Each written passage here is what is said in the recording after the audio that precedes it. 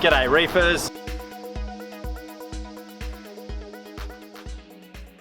I'm Cam the Fish Guy. Welcome to Gallery Aquatica TV. Today we're back at one of our favourite tanks, High Rise Reefer. We're going to take you through the tank, how it's developed over the last few years, and we're going to show you some changes we've made to the way we maintain this beautiful reef tank.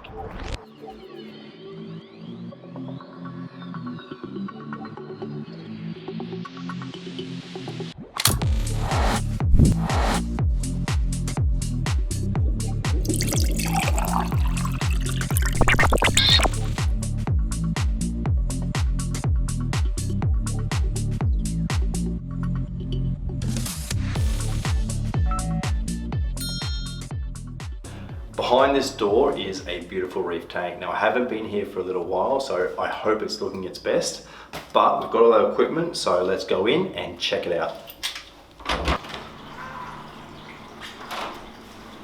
Wow, check it out. It is looking so good. There's a lot of growth in this tank. The corals are looking excellent. The colors are good. It's a beautiful tank.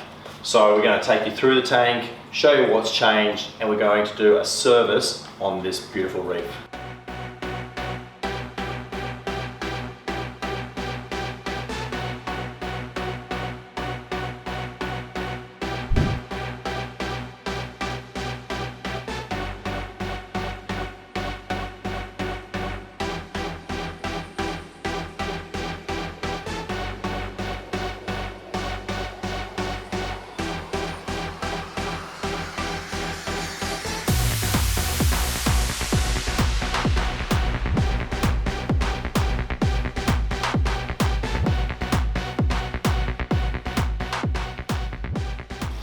This tank has a custom 2-pack pelmet, as you can see. One of the changes that we've made with this tank in the last 12 months is we've put an Orphec light bar that sits inside this pelmet. So I'm going to disconnect it. Let's have a look.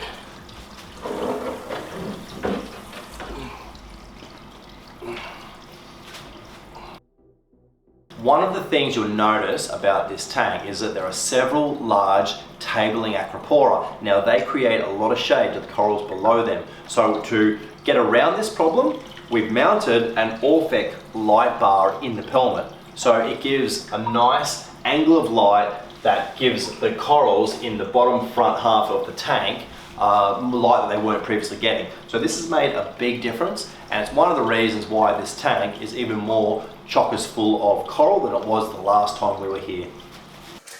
This tank is running on Triton, and of course with a tank like this it's water changed exclusively with the water that we collect with our big truck. Now some of my favourite corals in here are the gonnies, as you can see, beautiful colours, doing very well, excellent polyp extension. We've got, as I mentioned before, these tabling acroporas, and I love the way they create these levels. They're probably, in my mind, the feature of the tank, and when you look down on them, they're particularly beautiful. I really love the tabling acropora. There are a few other acros scattered throughout.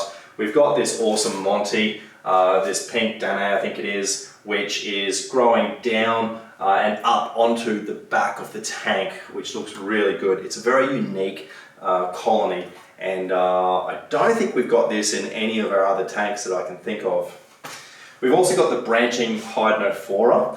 Now this is has always been one of my favourite corals. It's very stingy, you have to be careful where you put it, and coupled with the fact that it's very brittle, it does make for a little bit of a risk, because if a part breaks off, lands on another coral, it will sting that coral and create some serious damage.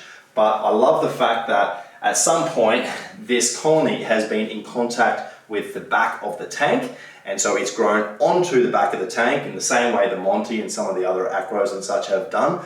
But interestingly, this has only just started to, let's say, sprout out some branches from the base. That looks really cool in my mind. We've got bird's nest and Monty over here. We've got the Leptocerus and the Turbinaria. There's a really nice blue clam. We've also got some branching coralline algae. Now this is something that I don't think I've got in any of the tanks that we look after apart from this one. So it's quite unique. This is a very full tank, well and truly established reef, and it really is a beautiful tank. So it makes it all the more important that we do maintenance on this tank very carefully. So we're going to start off by doing a gravel vac, and we'll show you exactly how we do that on this tank. This is a brand new gravel vac. I've just opened it out of its package this morning, so I know it's totally sterile and I can't catch any nasty diseases from sucking on it. So I'm going to start by sucking on the gravel siphon to get it primed, and then we'll start. The trick is to start and stop the flow by pinching the hose to ensure that the dirt and debris comes up through the gravel vac and into the bucket. I'm using this gravel vac today because it's the perfect length and size to get right in amongst the rock work around the wave maker like so I can do a real thorough gravel vac. This tank runs very low nutrients and very stable calcium, KH and mag. So the main reason why we do a water change on this tank is so that we can gravel vac the substrate and as well as clean out some of the biological media and that sort of thing. I'm only going to do about 10%, maybe 15%, and we'll show you how we fill up the tank in a sec. But for now, I'm just going to finish off this gravel vac and get all the debris out of the substrate.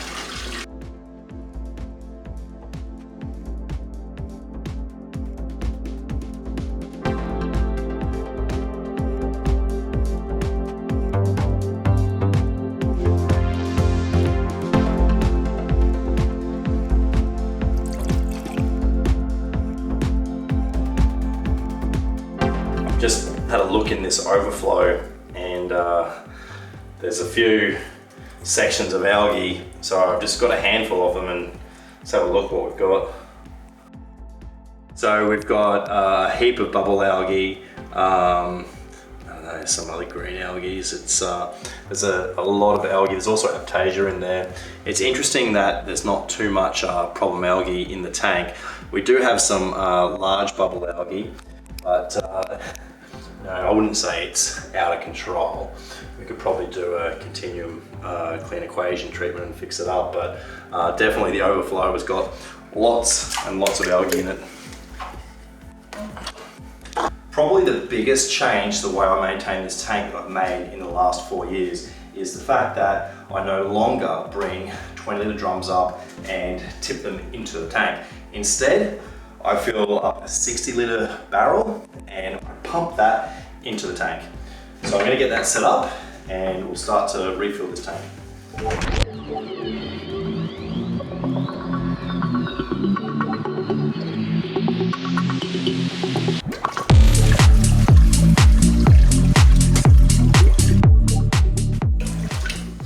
I think one of the reasons why this tank has been so successful is because it's a tank that has, well, two reasons. First of all, there are minimal fish in this tank. There's a queen angel, mandarin, there's the pair of clowns, of course, that were attacking me as I was gravel vacuuming. There might be one or two other small fish, but it's very minimalistic with its fish, which makes it very easy to create a nice balance with the SBS coral. The other reason that this tank has enjoyed so much success is because it's a tank that isn't constantly having things added or taken out or changed or rearranged. We put this aquascape in probably 4 years ago and very little has been added since then. Maybe a coral here or there, but in overall it has been very stable with the additions. So that's really allowed all of the corals, all the colonies to grow into place and to create what is effectively a mature reef. And it's something that you don't see a lot of in tanks these days. Most of the tanks we work on, people are putting things in and taking them out, and it's not the same as a nice mature reef like this one. Okay, with the water that we've gravel vacked out of this tank and some of the other water we've removed from the sump, we use 2 barrels. So this tank is a 650 litre tank, and 2 barrels, so 120 litres, is normally enough for our water change. Now I just have to tidy the tank up a little bit. We're going to get this coralline algae with a razor holder, and I'll just flatten the sand out, clean the protein skimmer, put the hood back on, clean the front, and then we'll be all good to go. The owner of this tank is really good at keeping the glass clean, so there's very little that I need to do during the services in terms of cleaning the algae. So pretty much all I do is I get a brand new razor blade. I use one of our Aquatica blade holders. They're excellent. They're made out of plastic, so you don't have to worry about them contaminating the tank.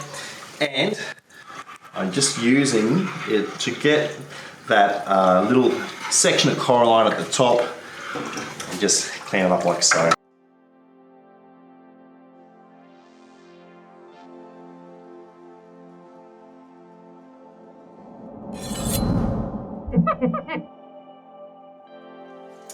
That's our episode of Gallery Aquatica TV for today. It's so good to be able to bring you back to this beautiful high-rise reefer. Thank you so much for watching. I'm Kevin the Fish Guy. Happy reefing. That's our video for today. If you enjoyed it, don't forget to hit the like button and make sure you've subscribed to our channel so you don't miss an episode of Gallery Aquatica TV. Thank you so much for watching. I'm Cam the Fish Guy. Happy reefing.